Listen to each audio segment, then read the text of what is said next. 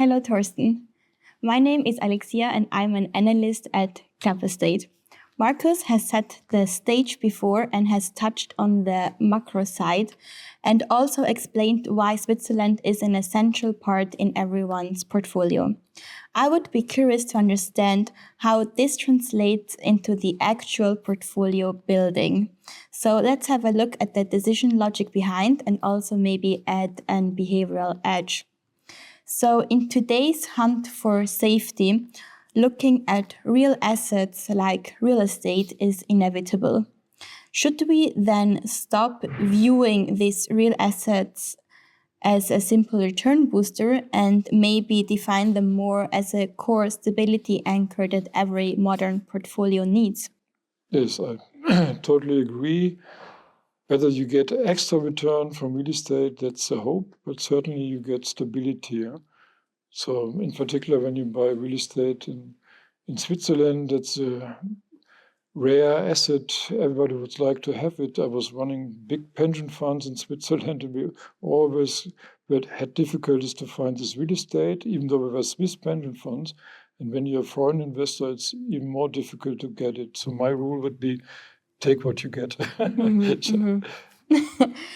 And you're also an expert in behavioral finance. I still remember all of your insights that I learned from your lecture that I visited in the University of Zurich last year. And so in a world full of geopolitical shocks, isn't the enforced discipline that an illiquid asset has actually one of its greatest features? That's true from a behavioral perspective. The investor is not rational. And then the most stupid mistake is that you sell in a crisis. Mm-hmm. And with real estate, you're a little bit sheltered from that because it's illiquid and you don't see the crisis directly because the valuations are a little bit sluggish and a little bit hidden. So it's from a behavioral perspective, it's good for you to have real estate. Mm-hmm. And you're also not affected like the public markets where we see that everyone is panic selling or panic buying when Trump tweets something. Exactly, yeah. So it's a strategic asset. It's not an asset for market timing. Yeah? So it's a strategic asset which you should buy and hold for decades. Yeah? So when you buy into real estate, you need some patience. Mm-hmm. Is there a specific requirement that you look when buying into real estate? For example, location or? Location is very, very important. Switzerland is already a decision on location. It's in the middle of Europe and it's a very good location because now the neighbors of Switzerland are friendly. Which is not true in any other location anymore. So as we have seen now in the Middle East, for example. Mm-hmm.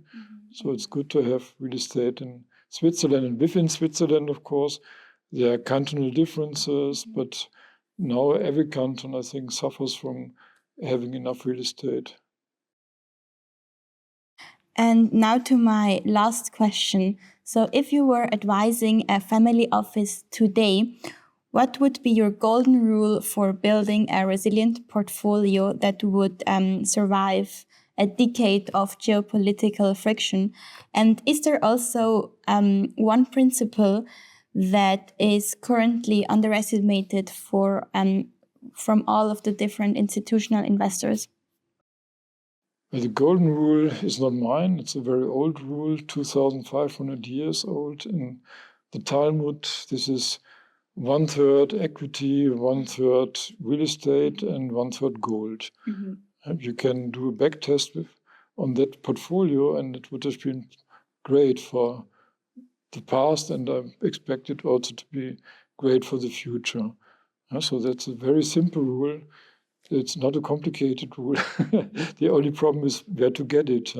1/3 real estate is very tough. 1/3 equity, that's easy. You can buy anytime. 1/3 gold, it's also not so easy to get, but 1/3 real estate, that's the most difficult to get. Mm-hmm. So sometimes the simplest things are the best. Thank you very much, Thorsten, for all the insights. And if you're interested to find more about Club Days, please visit us at clubestate.com or on LinkedIn at Club Estate.